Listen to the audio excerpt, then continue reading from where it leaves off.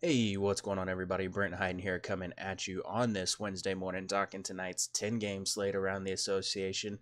Hope everyone had a fantastic Christmas morning, afternoon, evening. There was a lot of great basketball on, so that made for a wonderful Christmas day for myself. Before we dig into the slate, please make sure you hit that like and subscribe button down below. Also, if you're not already following me on Twitter, my Twitter handle at BrentHyden1 in the description down below, as well as my Patreon account, patreon.com/BrentHyden. If you're not already signed up for one of those monthly options, you can take advantage of that. I have end of the month tiers available for you guys. Also, if you want to sign up for the rest of the season plus playoffs, I will be extending my Christmas special all the way through the new year. So you can take advantage of that, get a pretty solid discount on projections, content, Discord, and all that stuff for the rest of the season and playoffs. Without further ado, let's hop into the games. First game we're going to talk about tonight, Washington at Detroit. Pretty solid game here. Not a lot of injuries outside of Otto Porter.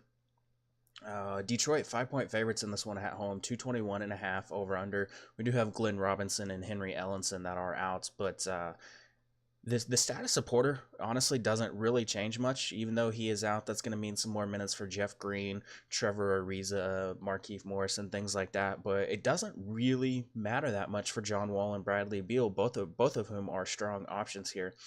Beal does see a slight increase in production, 2.9 fantasy points per 36 minutes increase without Porter. But outside of that, usage and production not really up for John Wall or Bradley Beal whenever you take Otto Porter off the floor. It's a pretty solid spot for both of these guys. Detroit ranks 26th in defensive efficiency to point guards on the season. They do rank 22nd in defensive efficiency to shooting guards on the season. So that makes both of these guys pretty appealing here. Obviously, I think Bradley Beal is going to be the slightly safer option because John Wall dealing, obviously, with that foot injury. That's going to be something that we have to keep an eye on for the majority of the season. But John Wall coming in at 8,600 on DraftKings, 9,700 on FanDuel, really appealing in the spot. He does take 46% of his shots at the rim, where the Pistons are allowing 68.2% field goal percentage. And John Wall obviously had a down game against Indiana, had a down game at Atlanta, but has flashed a lot of upside in some of these recent outings, especially like the Houston and the Lakers game. So it's a pretty strong spot here for John Wall. I like him in tournaments. Again, I do like Bradley Beal significantly more as far as a cash option at 8K. On DraftKings, 9K on FanDuel. Generally speaking, going to get you 40 plus fantasy points most nights, and that's pretty appealing at his current price tag. I don't really have a lot of interest in Trevor Ariza outside of just the fact that he's going to play a lot of minutes. He's a guy outside of the Indiana game where Washington got destroyed, going to play, upper 30s in minutes. Going to be someone that I do have at least interest in at 5,400 on DraftKings, 6K on FanDuel as a cash guy just because of the minutes. Green, Markieff Morris, neither projects to be a very, very strong option here. Not really guys that I have a lot of interest in. I will say Thomas Bryant's a little bit interesting here. Coming in at 4K on DraftKings. He is also 5,200 on FanDuel. Not as appealing on FanDuel, but at 4K, if you think he's going to get a few extra minutes, and he certainly could against a team in Detroit that has, a traditional big man out there for the majority of the game, Bryant could actually be a pretty strong tournament value in this spot. Detroit giving up 50.2 points in the paint, and also their lack of rim protection. They are allowing 68.2% at the rim. Thomas Bryant taking 68% of his shots at the rim. So he's at least interesting in tournaments. Could get in some foul trouble against Andre Drummond, so that's a little concerning, but someone to at least keep an eye on there. Looking at the Detroit side of things, the Pistons obviously in a very, very strong spot here. And that starts with Blake Griffin and Andre Drummond. Griffin leads the team in usage at 29.2%. Drummond second on the team at 24.3%. Washington ranks 26th in defensive efficiency to power forwards, giving up 22 points, 12.5 rebounds, 48% shooting, and 40% from beyond the arc. And they do rank 27th in defensive efficiency to centers, giving up a boatload of rebounds as well, 48.2 rebounds, 15.3 second chance points. I'm still going to give the edge to Blake Griffin in this spot, coming in at 9K on DraftKings. And let's see. He is He is 9,100 on FanDuel, so he's cheaper than Andre Drummond on both sites. I'm going to give the slight edge to him, at least on DraftKings, where the turnovers aren't going to hurt him as much. Turnovers really do hurt him over on FanDuel, but again, I'm going to give him the slight edge here, strictly because, well, there's two reasons. One, the usage. The usage is really, really high for him. The three-point shooting for Blake Griffin has been pretty solid. 30% over his last over the last 5 games, but 36% on the season. Taking a decent amount, and the fact that Washington really struggling on above the break threes and just 3 points in general, and allowing power forwards to shoot a high percentage from beyond the arc is really, really appealing here for Blake Griffin. Something of note with Andre Drummond, wasn't on the floor as Detroit actually last game. Down the stretch was pulling closer and closer in that game. Detroit went on a little bit of a run against Atlanta. Andre Drummond saw 29 minutes, wasn't on the floor. They actually rolled Zaza Pachulia out there. Might have been just an aberration. Could also be because Andre Drummond's free throw percentage has actually plummeted. He's down to just 50% after starting the season pretty high. Still worthy in GPPs. Obviously, monster upside here. Could get a lot of blocks. This is a Washington team where you do have a decent amount of guys that take shots at the rim, but more of a tournament option here for me here. Reggie Jackson, 4 straight games with double-digit field goal attempts. Interesting tournament option here. Washington ranks 28th in defensive efficiency to point guards. They're allowing him to shoot 46% from the floor, 38% from 3. 39% of Reggie's field goal attempts are above the break threes. Reggie Jackson at 5,400 on DraftKings, 5,500 on FanDuel. He's more of a tournament guy just because his production does wane a lot. He doesn't have... he lacks consistency, just generally speaking, but he does have upside. If he fits your cash lineup, I'd be okay with it, but more of a guy that I would probably be trying to get tournament exposure to. I don't really care too much about Langston Galloway, Reggie Bullock, Luke Kennard, Stanley Johnson, any of these guys here, but if there was one guy that I would maybe keep an eye out for, it'd be Reggie Bullock. 59% of his field goal attempts are from 3. Obviously, Washington allowing 37.1% on 3-point attempts this season. He's still pretty fairly priced across the industry, playing a decent amount of minutes. Moving on, Phoenix at Orlando. Orlando 4-point favorites in this one, 208.5 over under. A little bit lower than I kind of expected whenever I glanced at the slate, but a few guys that have been on fire recently. DeAndre Ayton averaging 24 points on 67.8% shooting, along with 16.5 rebounds over the first 4 games of this 5-game road trip. He has 8 double-doubles in the past 9 games. Devin Booker averaging 29.8 points to go along with 8 assists in the last 5 games since returning from his injury. Evan Fournier averaging 19.3 points over the last 4 games. So that's pretty solid. Terrence Ross has been struggling from the floor, and Josh Jackson has scored in double figures in 12 of the last 17 games. Looking at the Phoenix side of things, Magic aren't really putrid on defense. At least I don't think as far as what people would actually expect them to be. They're only giving up a 108.2 defensive rating, 106.9 points per game. Still a decent spot, I think, here for Devin Booker. He's just been unstoppable. Obviously, the triple overtime game did inflate his numbers a little bit. But, averaging 29.8 points, 50.6 fantasy points, 8 assists, 5 rebounds, 46% shooting over this last 5 games. Orlando pretty strong against shooting guards. They're allowing him to shoot 38.7 from 3, so that is a pretty big boost to Devin Booker there. Just a high usage guy, 31% usage rate for the season. He's just a strong cash and tournament option here, just given his role in this offense and his price. 8,500 on DraftKings, 9,100 on FanDuel is pretty appealing here.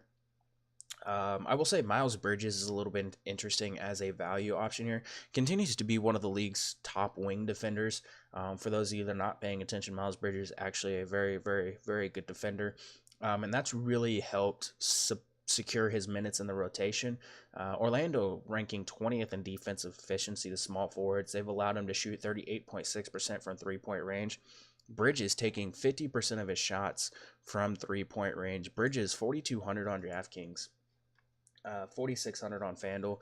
Not a guy that has monster upside. Not a guy that has a really, really safe floor. But at 4,200, if he comes out and he can get you, a 30 fantasy point game on DraftKings, I mean, I'd be happy with that in tournaments. He'd be really, really low owned in this spot. So, pretty strong tournament option there. DeAndre Ayton, not the best of matchups for him.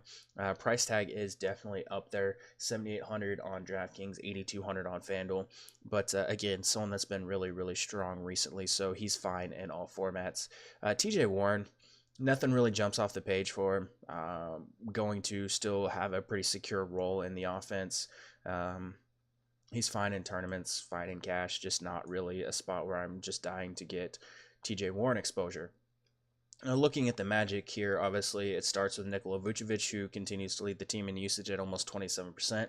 He's topped 40 fantasy points in 7 of the last 10. Nikola Vucevic is a pretty strong option in this spot tonight. I have a lot of interest in building around him. He has 8,900 on both sites.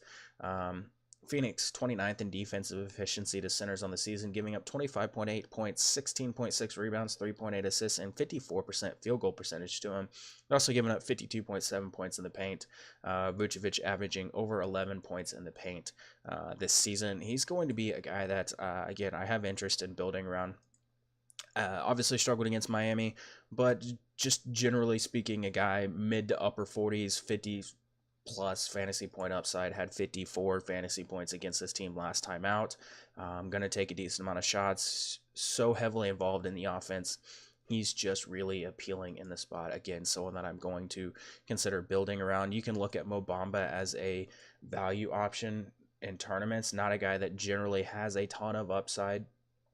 Does flash it sometimes, getting you the mid 20s in fantasy points, but generally speaking is a guy that's not going to get a lot of run unless a game blows out.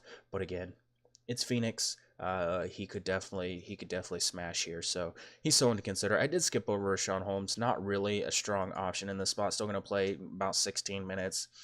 Generally speaking, a fantasy point per minute guy. Again, if you need a value, feel free. I think there's some other guys that we can look at here tonight. DJ Augustine, I continue to harp that he is one of the best cash game point guard options on a nightly basis. 4,200 on DraftKings, 4,800 on FanDuel. Just a really, really, really strong matchup. Phoenix really bad against point guards on the season. Ross and Fournier continue to be guys that you can sprinkle in. Ross, I mentioned, has been struggling of late, but he's down to 4,200 on DraftKings and 4,700 on FanDuel. I have some interest in him. It was a spot where he did have a really solid game against Phoenix last time out. And then Evan Fournier, who I mentioned, has been shooting the ball pretty well recently. He's a strong tournament option, still going to play a decent amount of minutes, have a pretty secure role in this offense, shooting 44% from the floor, but 44% from three over the last 5 games. Moving on, I think what's the next game in my notes? We have Indiana, Atlanta. Indiana, 8.5 point favorites in this one, 217 over under.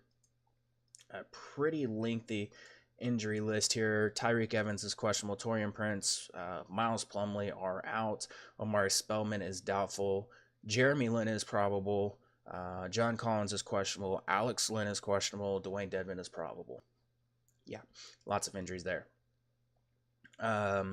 Myles Turner, averaging 13.8 points and 13.3 rebounds during his double-double streak. He leads the NBA in block shots per game at 2.88. I'll get to why that is pretty important here in just a second.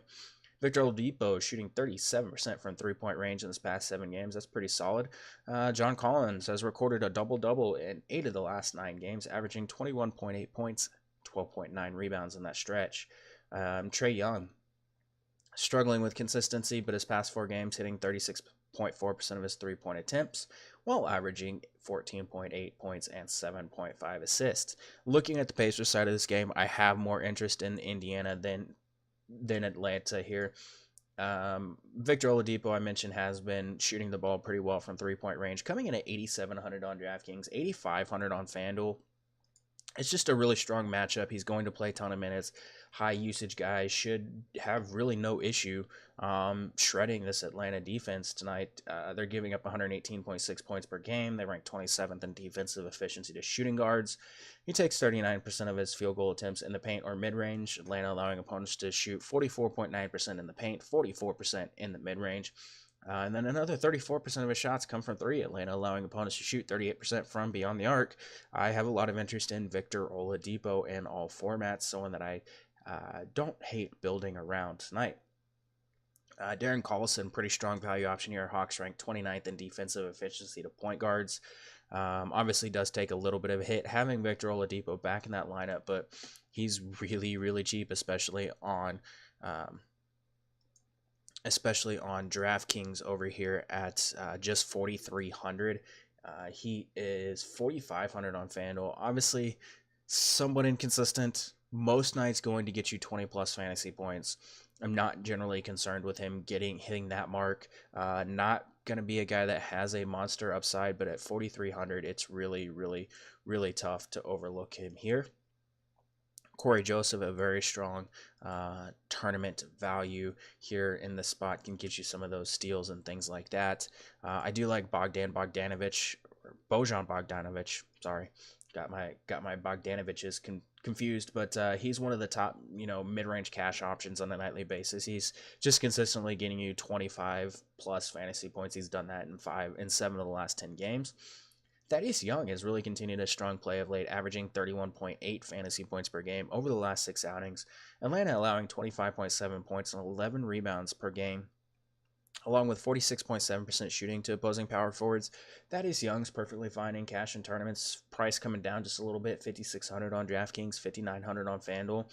Pretty strong cash option here. And then Myles Turner, I mentioned he's just been on fire recently. I really, really like him here for his block upside. I mentioned he's averaging like 2.88 per game or 2.9 per game, but he has these games where he has 4 blocks. Atlanta has 7 players in their lineup taking over 35% of their shots at the rim. Obviously, Myles Turner is really, really tough to trust at 8K on DraftKings. 7,300 on FanDuel, really, really appealing for Myles Turner, and those blocks go a little bit further for you over there. He'd be a strong Yahoo play as well.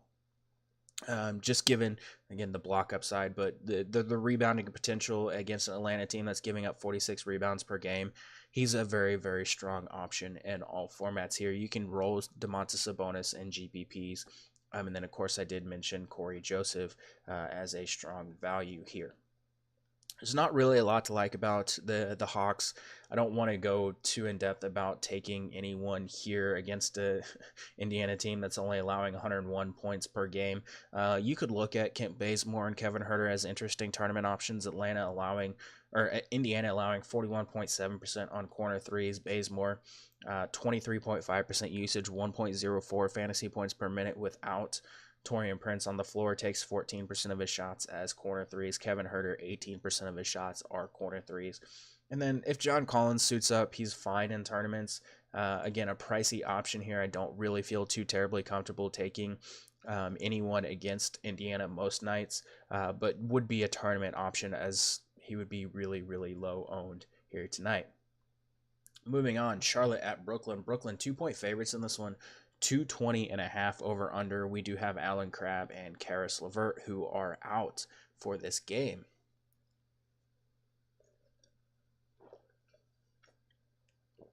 It's worth noting Kimble Walker has shot better than 50% from the floor in back-to-back games after shooting no better than 42.3% in his first 8 December games.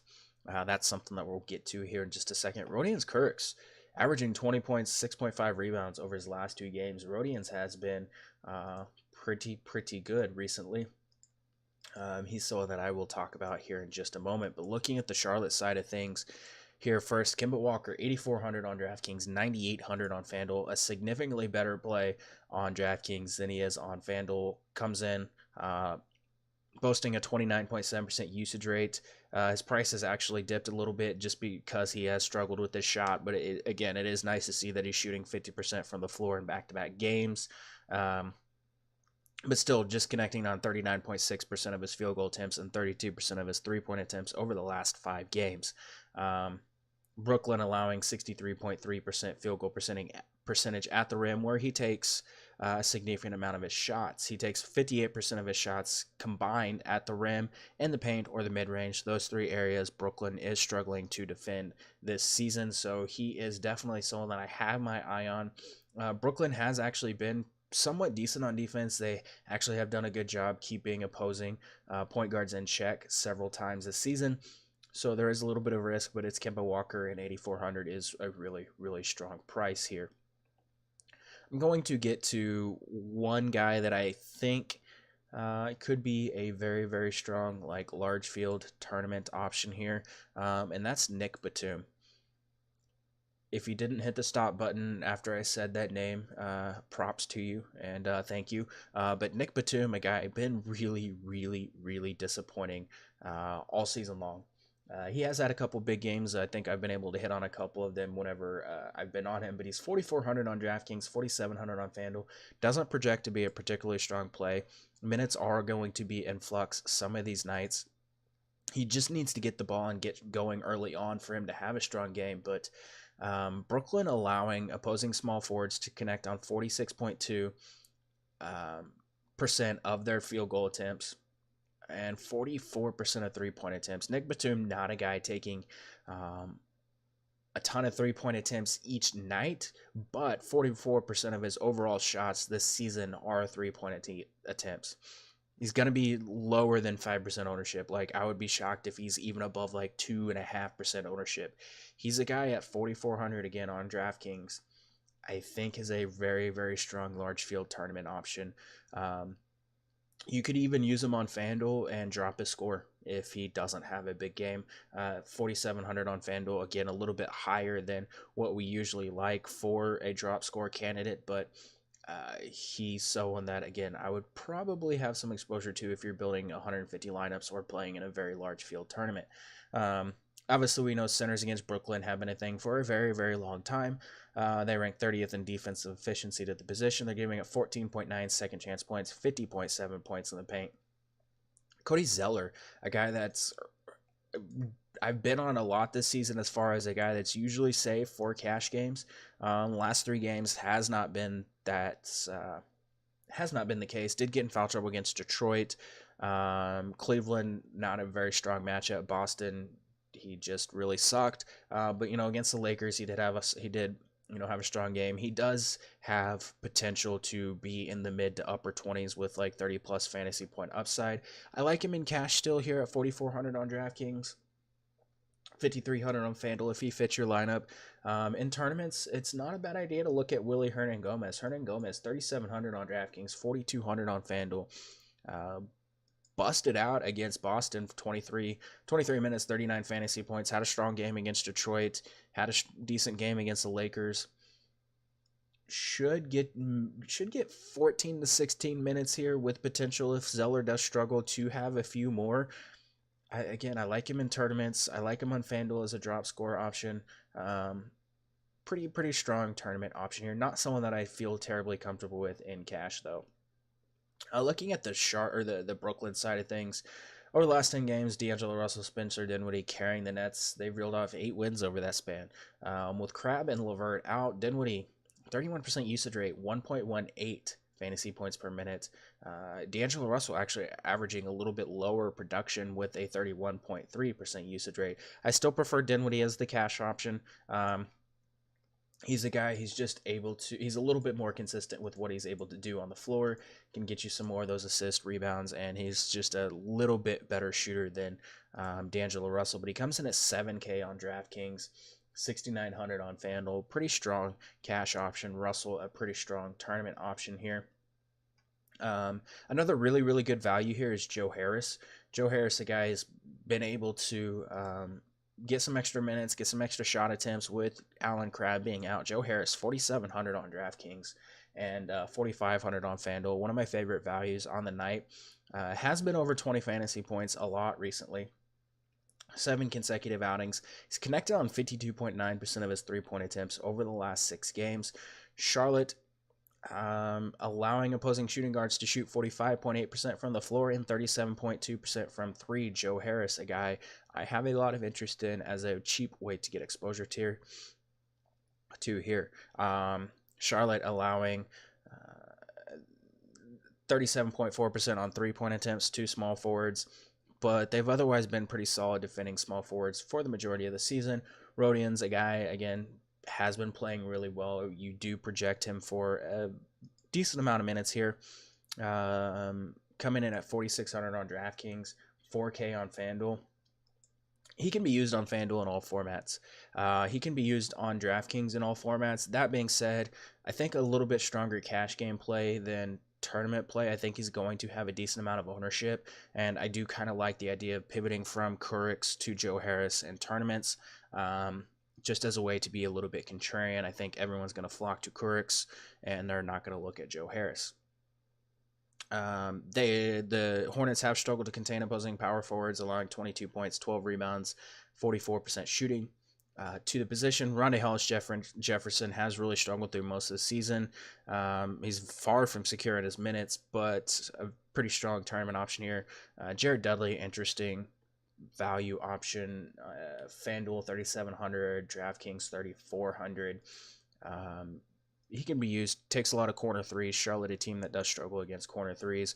Jared Dudley has actually been putting up, solid numbers most nights this season, or most nights over the past few games with Allen Crabbe out. And then Jared Allen, very, very strong cash game or tournament option here, coming in at 5,600, 6,300 on FanDuel.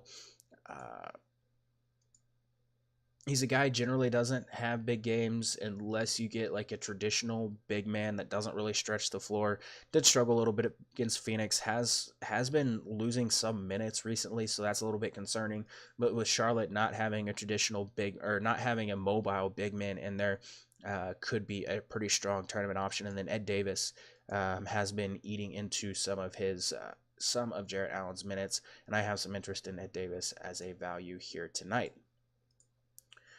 Moving on to Toronto at Miami. Toronto 5-point favorites in this one, 209.5 over under. This game's pretty gross. Jonas Valanciunas is questionable, or is out. Serge Ibaka is expected to play. Deion Waiters and Goran Dragic both out for this game.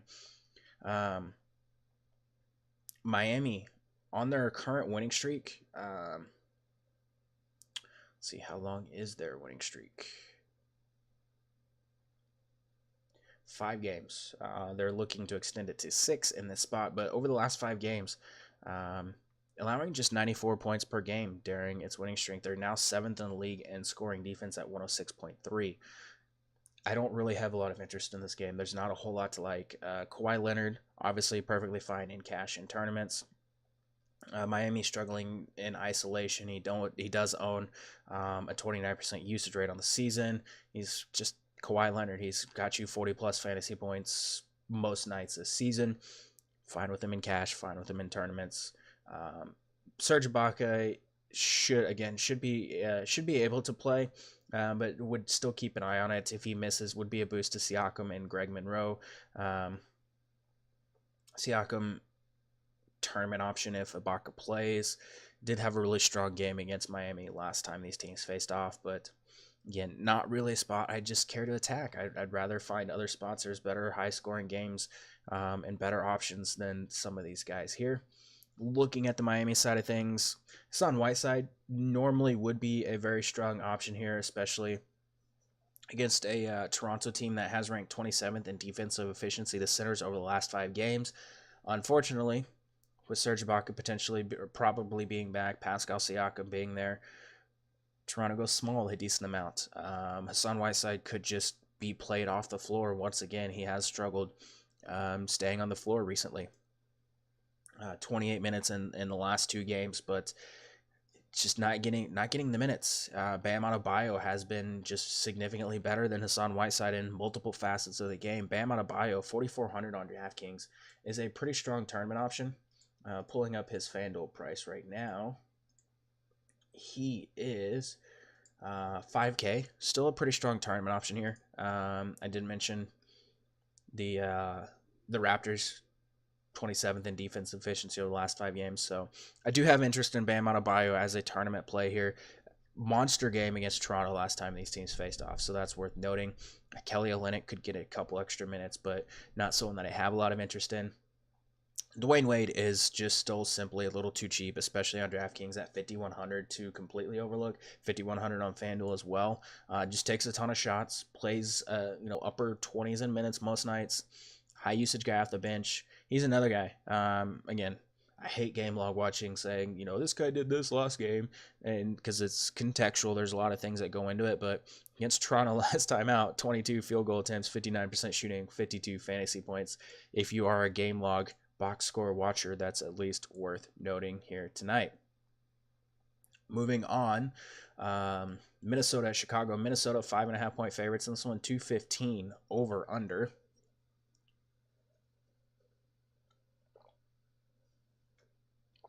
Sorry, I'm a little parched this morning.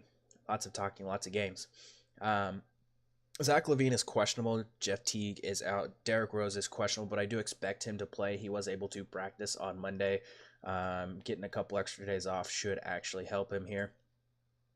Lauri Markkanen been pretty solid. He scored a total of 63 points on 23 of 38 shooting over the last 2 contests.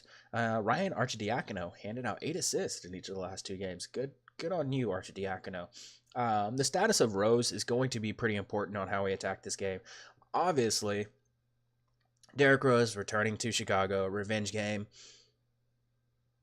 Has a lot going for him here. Going to be a popular option for sure. 6,800 on DraftKings, 7,300 on FanDuel. Very high usage guy, 33.7% usage rate, averages 1.18 fantasy points per minute this season without Teague and, of course, without Jimmy Butler on the floor. The Bulls have been a better defense than people give them credit for, especially lately since Jim Boylan took over. They rank 20th in defensive efficiency, 2-point guards over the last 10 games. That's pretty appealing, but Chris Dunn is a pretty strong defender. So is Ryan Arcidiacono. He's also a pretty good defender. So Derrick Rose, in tournaments, I think you can find other places to go, but in cash, he's going to be popular. He's perfectly fine in all formats. He's perfectly fine in cash, perfectly fine in like 3-max, single entry tournaments, things like that. But large field GPPs, or if you're building 150 lineups, I would limit some exposure for sure. I do have a lot of interest in Karl-Anthony Towns. Averages 1.40 fantasy points per minute with a 29% usage rate. With Teague and Butler out or off the floor, the Bulls getting pounded by big men. They rank 28th in defensive efficiency to centers. They've allowed them to pull down 16.3 rebounds per game to go along with 24.7 points, 52.6% shooting. Towns should absolutely just go off in this spot. Karl-Anthony Towns, a very, very strong option. 9,400 on DraftKings, 9,100 on FanDuel. I think I still like Vucevic a little bit more for similarly priced, especially on DraftKings or on FanDuel, but I don't hate building around Karl-Anthony Towns and Vucevic. Towns has struggled in the last couple of games. Obviously, OKC, a tough matchup. San Antonio, not a great matchup, but he should have been able to put up a stronger game than that. Did have a just monster game against Chicago the last time these teams faced off. I still have a lot of interest in Karl-Anthony Towns. You can look at Taj Gibson, pretty much splitting minutes somewhat evenly with Dario Saric. I still have some interest in him at 4,300. It's just a really strong spot for him. He's just really cheap. You can look at Saric in tournaments, going to be a guy that doesn't have a lot of ownership. Again, splitting minutes for the most part with Taj Gibson, but that's appealing in tournaments here. Robert Covington, just a minutes guy, playing a lot of minutes outside of the OKC game, obviously. But 30 plus minutes most nights, pretty strong option in this spot, especially cash games. And then Andrew Wiggins, someone to at least consider, 6,200 on DraftKings, 6,400 on FanDuel. Again, has been playing a little bit better. The rebounding is nice to see. The assist number is nice to see that, Wiggins is adding a few other things other than just scoring to his game. So that's a little bit appealing in this spot. For the Bulls, really tough to break down too much of this game without knowing if Zach LaVine is going to play. If he does play, I do expect them to maybe limit his minutes a little bit, but I still don't really have a lot of interest in him, even if he plays and he's, a full go outside of tournaments, large field tournaments at that. 7,100 on DraftKings, 7,900 on FanDuel. Projects to be a decent play, but it's worth noting, I think Robert Covington will spend a decent amount of time guarding Zach LaVine if LaVine does play, and that is rather concerning. Robert Covington has just done a stellar job this season locking down opposing high usage guards and things like that. Both Chris Dunn and Lauri Markkanen, two guys that I do have a little bit more interest in, and that starts with Lauri Markkanen, who I did mention has been shooting a little bit better of late. Minnesota struggling to defend opposing power forwards. They're allowing 22.2 points, 11 rebounds, 45.6 field goal percentage, and 40% from three. Has been pretty solid since returning from injury. 26% usage rate over his first 11 games, averaging 22 points, 7.6 rebounds, almost 40 fantasy points, and 50% from beyond the arc over his last 5. He has hoisted at least 16 field goal attempts in 6 of his last 10 games. Lauri Markkanen, someone that I do have a lot of interest in as a core option at 7,700 across the industry, should be able to put up a strong game in this spot. Chris Dunn, 40-plus fantasy points to the last 2 of the last 3 games. Kind of a stat sheet stuffer. Tournaments for me, just at the elevated price tag, does have a relatively low floor in the mid-20s, and that's a little concerning whenever you're paying $7,400 and $7,600 on FanDuel, but again, does have tournament upside. Justin Holiday, again, one of my favorite plays on the night here. Timberwolves have just allowed opposing small forwards to torch them this season.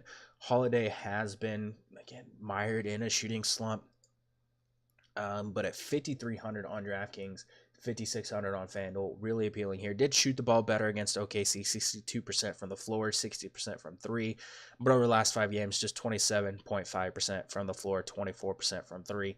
Hopefully Cleveland was the last game. I don't know why I said OKC. Hopefully he's rounding the corner with his shooting. Minnesota, 28th in defensive efficiency, 2 small forwards.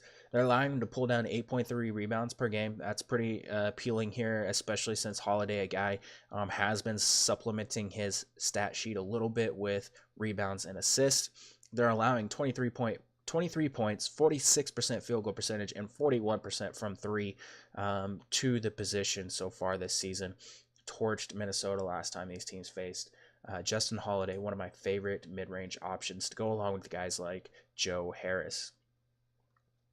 Moving on, Cleveland at Memphis. We can mostly skip this game because it is not appealing at all. Memphis, 10-point favorites, 196.5 over-under, and I have to take another drink before I read off this monster injury list.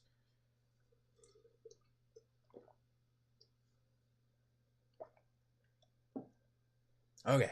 Chandler Parsons is out. JaMychal Green is probable. Mike Conley is probable. Javon Carter is probable. Omer Caspi is probable. Tristan Thompson is out. Joakim Noah is questionable. David Nwaba is out. And Rodney Hood is out. Kevin Love also out. That's a lot of people. Larry Nance averaging 15.3 points and 12.3 rebounds over the past 4 games. Jaren Jackson shooting 51.2% from the floor and 22 of 41 over his last 3 games, 4 of 8 from 3. That's pretty appealing, pretty interesting. Conley averaging 21 points while making 15 of 27 from 3-point range over the last 3 games.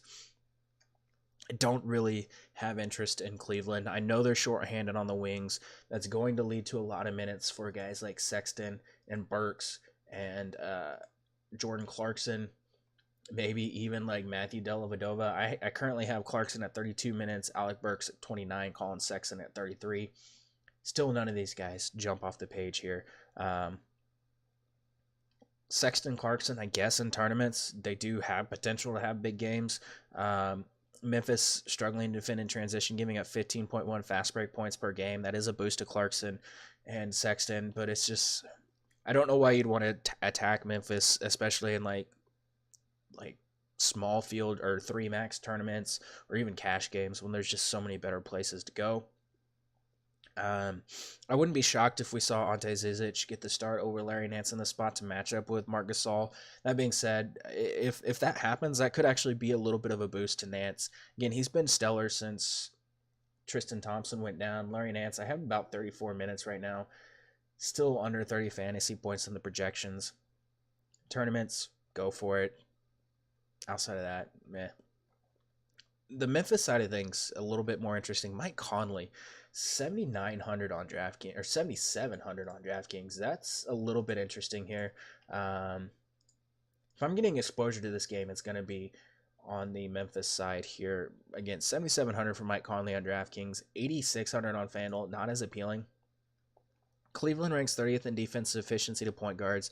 They're giving up 26.4 points, 7.2 rebounds, 9.6 assists, almost 50% field goal percentage, and 38.3% from three. Mike Conley, again, 15 of 27 from three-point range over a three-game stretch. Pretty safe for cash games, given the minutes floor that he has, and a strong tournament option, especially on DraftKings in this spot. Outside of him, Garrett Temple, perfectly fine and as a cash value. Kyle Anderson, I hate Kyle Anderson so much. I hate whenever he projects really well. I hate when he ends up in my lineup. That being said, it's not a terrible spot for him. 59% of his shots come at the rim. Cleveland ranks 19th in defensive efficiency to small forwards. They are allowing 62.7% shooting at the rim. Kyle Anderson, 4,600 on DraftKings, 5,700 on FanDuel. He's a guy most nights is going to get you in the mid 20s in fantasy points, but he does have upside. We saw it against Portland. We've seen it a few times this season. Again, just scrolling through his game logs, some of these games really low floors, but again, also getting you a decent amount of mid 20s with upside. So someone to look at here. JaMychal Green, Jaren Jackson, Marc Gasol. Just tournament sprinkles, no one that I have a ton of interest in. I guess Jaren Jackson at 5,800 is somewhat interesting. Does have tournament upside, but I'm just going to be looking elsewhere tonight. Moving on, just 3 games left. We're moving right along. New Orleans Pelicans at Dallas. Dallas 2.5-point favorites in this one. 228.5 over under. Dennis Smith Jr. is questionable. Dirk Nowitzki is most likely going to play.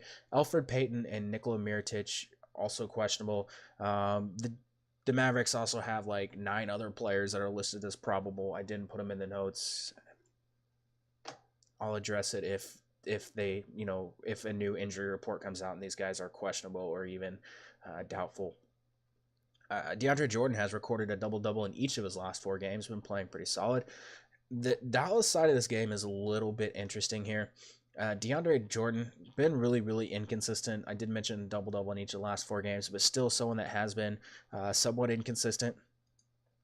But at 6,400 on DraftKings, that's a little bit appealing. He is... Pull up Dallas here.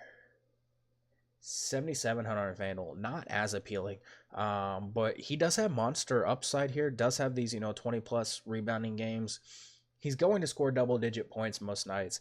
He can supplement his box score a little bit with some assists, especially if Dennis Smith Jr. is out.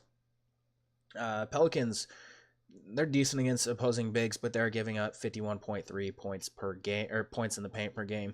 You're playing him in this spot, especially in tournaments, as an upside option because of the minutes. You have to expect him to play 34, 35 minutes potentially. I mean, I haven't projected at 31. I think that's his minutes floor, but does have potential to play more to match up with Anthony Davis in the spot. Luka Doncic has been a man on a mission lately, averaging 47.3 points, 47.3 fantasy points on 25 points, 7.4 assists, 6 rebounds, 36.4% three-point shooting, and 44.2% from the floor. Does see a decent usage boost and per minute production boost without Dennis Smith Jr. Worth keeping an eye on the news. I think at an elevated price tag, given how good he has been recently, I might fade, especially in tournaments, if Dennis Smith Jr. returns. But it kind of depends on how the rest of the slate breaks down. You can still use him in cash. Usage production should still be there, but fading in tournaments might be a good idea. People might be box score watching, not realizing that he's been doing these, putting up these big games without Dennis Smith Jr. New Orleans obviously struggling against point guards. They rank 27th in defensive efficiency. Dennis Smith Jr., second on the team in fast break points. If he plays, would be a decent tournament option. 5K on DraftKings, really appealing. 5,400 on FanDuel, pretty appealing there as well. Just in tournaments, though, would have to see if he's going to be on a minutes limit or anything like that. If he misses, Jalen Brunson, JJ Barea, two strong mid-range value options here tonight.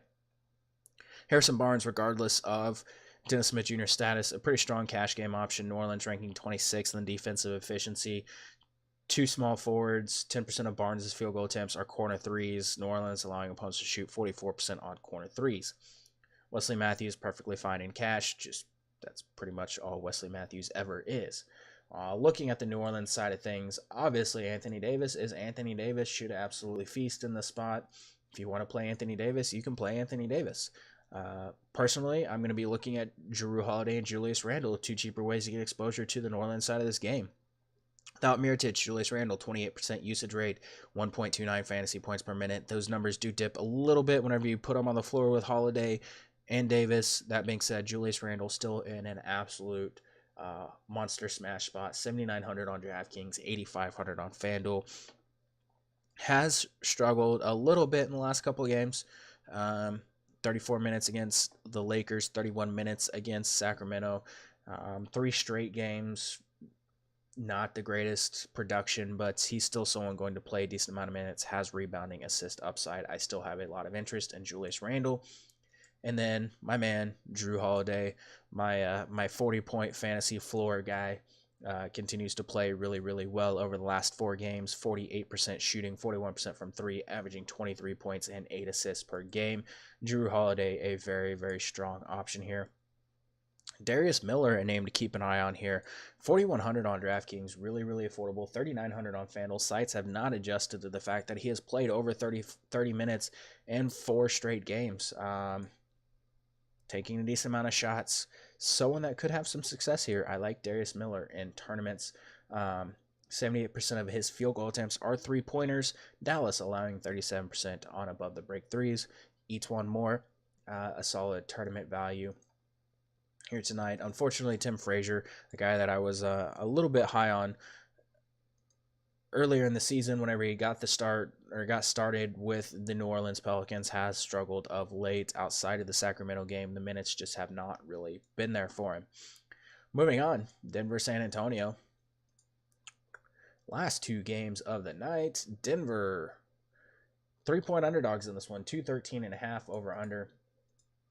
Denver side is somewhat appealing in this spot here, but looking at a couple guys that have been playing really well recently, DeRozan, just 3 20-point outings in his past 7 games, but 65 to 14 assist to turnover ratio over the last 9 games, posting 7 or more assists in 7 of those games, and 1 or no turnovers 6 times. That's important to note. He's not scoring as much. He's facilitating a little bit more, and that does raise his floor a little bit. So that's at least important to note. LaMarcus Aldridge averaging 14 points over the last 2 games after scoring 20 or more in each of the previous 4 games. Monte Morris averaging 15.4 points on 32 of 53 shooting over the past 5 games. And then Davis Bertans, 14 of 19 from 3-point range over the last 4 games. Looking at the Denver side of things first, the Spurs defense much improved of late. 106.4 defensive rating in the month of December. Compare that to their 110.1 defensive rating on the season. There's still some spots to attack, though. That starts with Nikola Jokic. I spelled his name Nicole in the notes. Sorry about that. Averages 1.64 fantasy points per minute, 32.2% usage rate. Whenever you take Barton, Millsap, and Harris off the floor, those 3 guys still going to be out tonight over his last 4 games. Jokic has been a monster, 25.3 points, 11.8 rebounds, 5 assists, 52% shooting. Nikola Jokic, 9,600 on DraftKings, 10-3 on FanDuel, averaging 48.8 fantasy points per game over his last 3 games, and that includes this 21-minute performance against the Clippers. Nikola Jokic, a very, very strong option here tonight. Outside of Jokic, Mason Plumlee, very, very interesting here. I have him projected for about 30 minutes, getting a lot of minutes at power forward. Mason Plumlee coming off a couple of down games. I guess you can call them down games. Not really.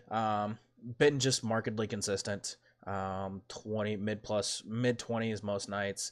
does have upside to get you in the 30s. Just looking through his game log, even some of these tough matchups, but 20 plus minutes most nights, has eclipsed 30 in a few of these games. I have some interest in Mason Plumlee as a cash or tournament value. Takes a lot of shots, paint, rim, mid-range, field goal attempts. That's pretty good against San Antonio, who struggles to defend down low. They do rank 28th in defense efficiency to power forwards on the season. You can even look at Trey Lyles, especially on DraftKings and tournaments, at 3,900. Monte Morris continues, again, to be a spark plug for the Nuggets. Has top 25 fantasy points in 6 straight outings. 44% of his field goal attempts come in the mid-range. San Antonio allowing 43% shooting in the mid-range. I still love Monte Morris as a value option. 4,600 on DraftKings, 5,700 on FanDuel. Very, very strong cash game option, but also tournament upside here tonight. You can use Jamal Murray in tournaments. Malik Beasley, Torrey Craig, strong FanDuel values. I don't really have a lot of interest in them on DraftKings. I think as far as how their games go, there's just too much inconsistency for me to have a lot of interest in either one of them. I think Craig is going to be the guy that most likely could have the better game just because he's a little bit better defensively. Mike Malone could deploy him to be a DeRozan stopper here tonight. Looking at the... Oh, and Juancho Hernangomez, a fine value, just not someone that I have a lot of interest in here. Looking at the San Antonio side, Rudy Gay spending a considerable amount of time playing the power forward position. Denver defense, 15th in defensive efficiency to power forwards, has allowed them to shoot 45% from the floor. Again, it's a little bit of a boost to Rudy Gay, who has been spending a decent amount of time playing the 4 here. I have interest in him. 5,900 on DraftKings, 6,200 on FanDuel as a cash and tournament option. DeMar DeRozan leading the team in usage at 29.3%, 37.8% assist rate. 7,900 is a pretty strong tournament price tag here for him on DraftKings. He's 8,700 on FanDuel. Again, not the greatest of spot for him. I do think they could put some Torrey Craig on him tonight. Torrey Craig has done a decent job locking down opposing guards this season. He had some good games against guys like Russell Westbrook earlier this season. LaMarcus Aldridge can be used in cash. I just think there's better places to go. I just don't have a lot of interest in the Spurs in this spot. I'm going to be looking at the last game of the night, Clippers and Kings, 238.5 over under. Clippers 5-point favorites in this game. Late night hammer starts 2 hours later than the rest of the games. So that's interesting. Bagley is out. Luke Richard and Mbah continues to be out. Cauley Stein averaging 12.8 points on 9.3 rebounds with 5 double-doubles so far in the month of December. Cauley Stein been playing really well. Buddy Hield scored 28 points against the Pelicans. Has scored 20 or more for the 10th time in the past 11 games. Shooting 53 of 112 from 3 over that stretch. Clippers. The Clippers are pretty easy to break down on a nightly basis because you know pretty much where all their offense is going to come from. It's going to be concentrated on Tobias Harris, Danilo Gallinari, Montrezl Harrell, Shai Gilgeous-Alexander, Lou Williams, and then occasionally you'll sprinkle in some Avery Bradley or Patrick Beverley. But I think Tobias is my favorite option here. Takes more of his shots at the rim or inside the three-point line, areas where Sacramento really, really struggles to defend. Tobias Harris, a guy that's pretty consistent most nights, 7,800 on DraftKings. He is, where are the Clippers? There they are. 8K on FanDuel. He's just a guy I feel really confident can get me 40-plus fantasy points most nights. Had a strong game against the Kings last time out. I have a lot of interest in Tobias Harris in cash in tournaments. You can sprinkle in some Gallinari in tournaments. Has been playing pretty well over the last few games. A little bit pricey. 7,300. I'd rather have Tobias Harris for 500 more. If we're talking FanDuel, I'd still rather have Tobias Harris for 700 more. But Gallinari could be the overlooked option here. Montrezl Harrell, 5,700 on DraftKings. Pretty strong spot for him. 6,600 on FanDuel. Kings, just a team, they do struggle against the roll man in the pick and roll. They rank 24th in defensive efficiency, giving up a decent amount of rebounds. Montrezl Harrell, pretty strong game against the Kings last time out. Going to get you 26 minutes most nights. 26, 28. kind of the ceiling. Going to take double-digit field goal attempts when he's out there. Rebounding upside is there. I have a lot of interest in Montrezl Harrell here tonight. You can use Shai Gilgeous-Alexander, takes a lot of shots at the rim, especially on DraftKings at 4,500. Again, takes a decent amount of shots at the rim. Kings allowing 66.7% shooting at the rim. Shai Gilgeous-Alexander. Unfortunately, the biggest issue, minutes haven't really been there some of these games. 28 minutes against Golden State, 19 minutes against Dallas. Very, very up and down production. I think this is still a pretty strong spot for him. Had a good game against his team last time out. Have some interest in him here. You can use Patrick Beverley in tournaments, still getting mid-20s most nights, just not a ton of upside. You can use Avery Bradley if you want. Lou Williams at 6,600 is somewhat appealing in tournaments. He's 5,400 on FanDuel. I love that FanDuel price. He's cash and tournament viable over on FanDuel. More of just a tournament play over here on DraftKings. But 5,400 for Lou Williams. Very, very good price there. Willie Cauley-Stein coming up, monster game again, has been pretty solid recently. Clippers 25th in defensive efficiency to centers on the season. Great GPP option, somewhat cash viable. Elevated price tag does have me a little bit concerned, but 17% of his possessions are post-ups. Clippers struggling 1.03 points per possession allowed on post-ups. Clippers ranked 22nd in defensive efficiency to point guards. That is a pretty big boost to De'Aaron Fox, who has been really solid recently. 8,200 on DraftKings, 8,200 on FanDuel. Continues to be a strong cash game and tournament option here. 40-plus fantasy points in 3 straight. And then you have the abomination against Minnesota, and then you have 40, 40, 28, 49.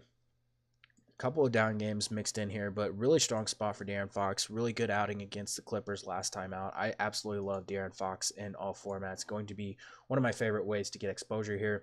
Buddy Hield, Bogdanovich. Strong options here. I prefer Bogdanovich just because he's a little bit cheaper. 5,500 on DraftKings, 6,100 on FanDuel. I like him a little bit more here tonight than Buddy Hield and even Nemanja Bjelica. Bjelica, I think, going to be someone that gets a little bit of ownership. 4,800 on DraftKings, 5,300 on FanDuel. I think I prefer Bogdanovich as a pivot here. Bjelica does have upside, has struggled a little bit in the past few games, tough matchups, but we did see him earlier this season have monster upside.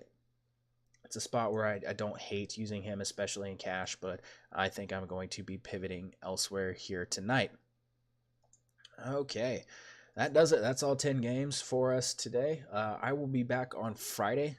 We have a decent slate on Friday, so good luck in all your contests tonight.